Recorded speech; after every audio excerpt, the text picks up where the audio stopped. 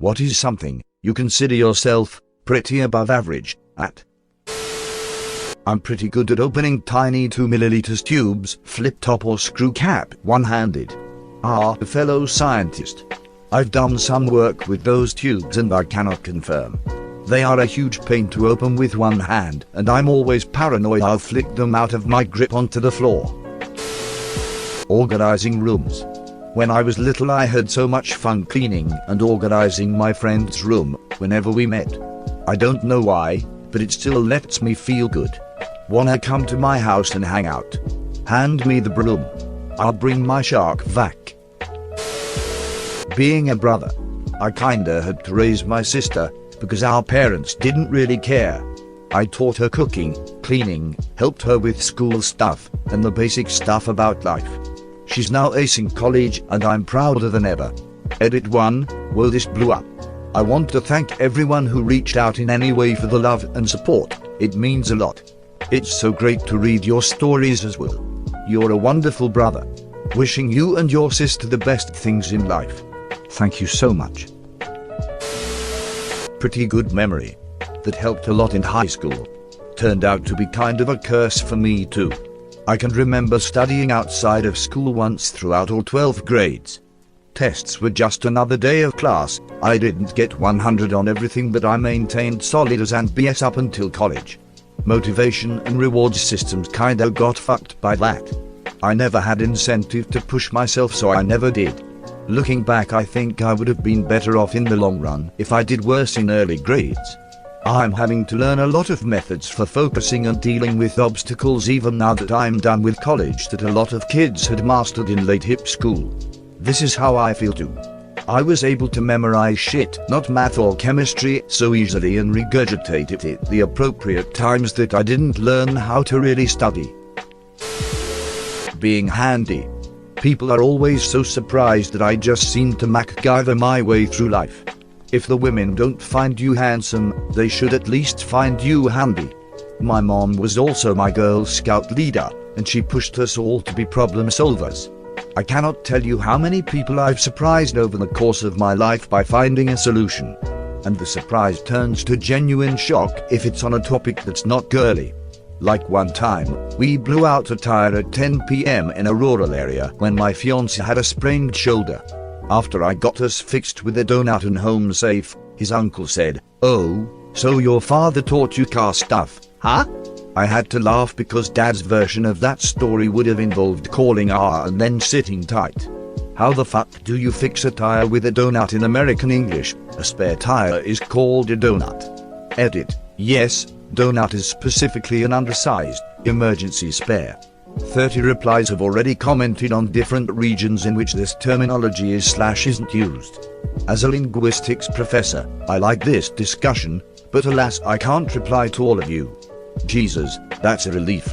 I was about to go challenge myself with a pastry. Don't let your dreams be dreams. Sword fighting only, because most people don't do it. It's frowned upon at urinals. You just have to find the right bathroom. I'm also pretty good.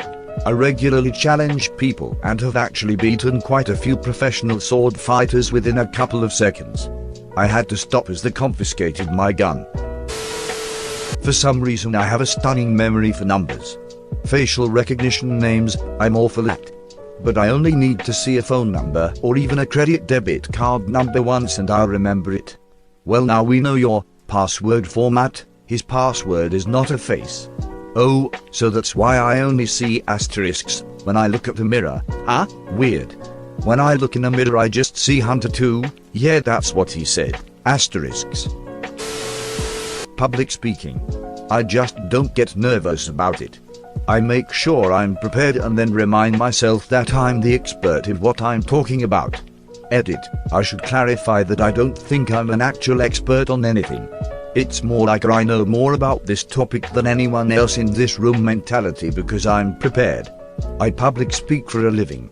I frequently forget that it's something that people are terrified of. It's something that just needs a little practice, I think. I frequently speak to rooms of over 100 people and I feel as relaxed doing that as I do talking with my wife at home. But the first time I did it I totally overthought it. Public speaking gets easier by magnitudes as you become more knowledgeable about your topic. I'm still pretty terrible, but if I know with certainty that I'm fully informed about my topic, no problem. Yeah, I can confirm this. I used to hate public speaking like it was the most difficult and most embarrassing thing you could possibly do. In school I sometimes chose to skip class and get an F over presenting something. Turns out when you know your shit it's pretty much just talking but louder. I've even been teaching some classes for a while. It's not something I would have ever imagined 10 years ago. It's actually pretty fun. Louder and slower. Main thing I realized was that slowing down removed the ums and ers, and then I was pretty decent. Getting somewhere on time. Seems like I'm the only one that can do it. Everyone else I know is always running late. Seriously, I get stressed if I'm not at least 15 minutes early to somewhere I need to be. I don't mean things with open-ended hours like parties, I mean things with established times, like weddings, funerals, doctor appointments, etc. It's worse when I have to be traveling with someone who chronically waits to get ready until the last minute. Louise. I'm identical. I'm ready and there at least 15 minutes to half an hour early. People appreciate it, especially with work. I'm an on time is late 10 minutes early is on time type of guy. My wife is chronically late. It drives me up the wall. She totally minimizes it every time I bring it up and doesn't realize how insulting it can be to other people.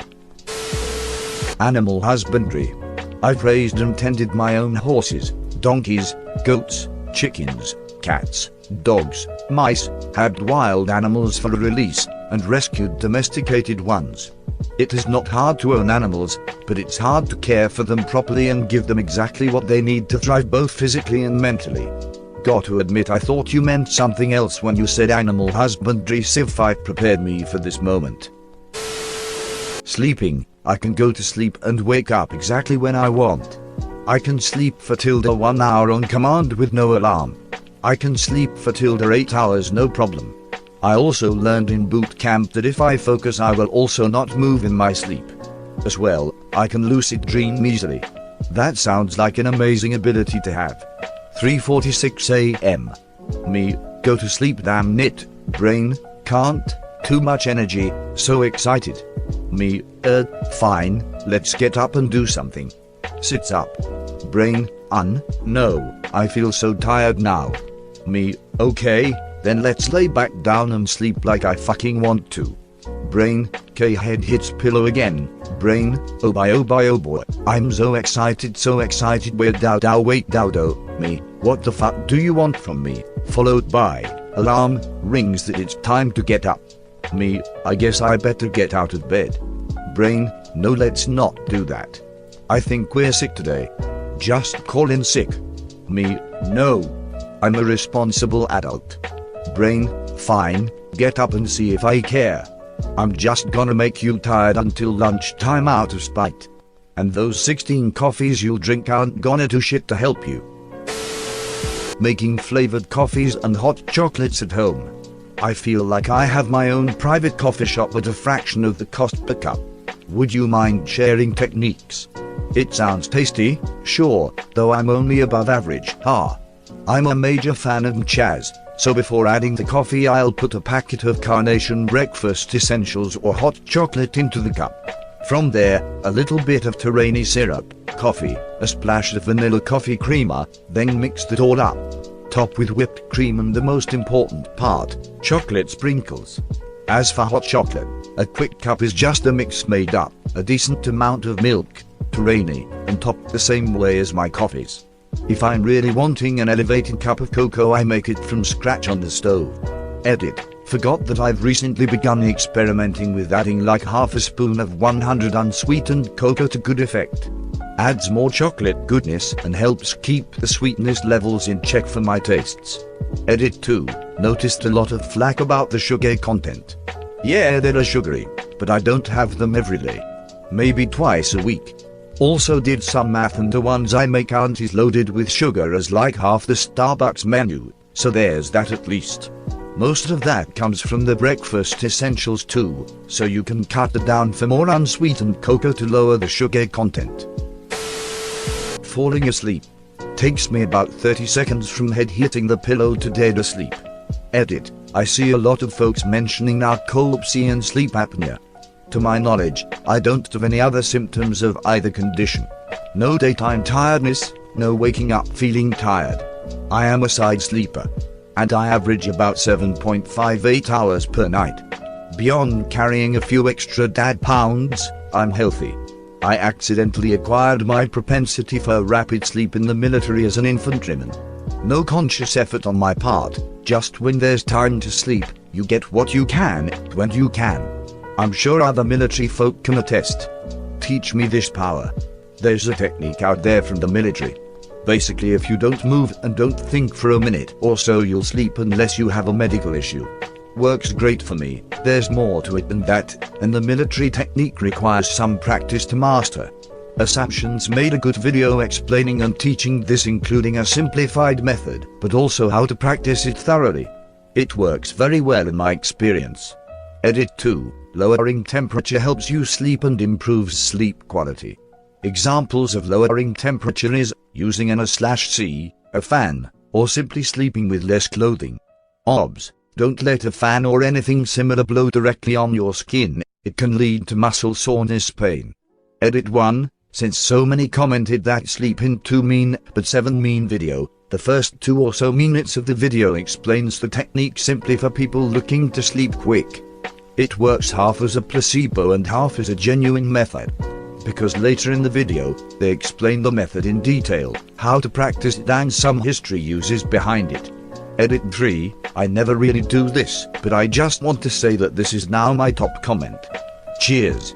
Can somebody summarize?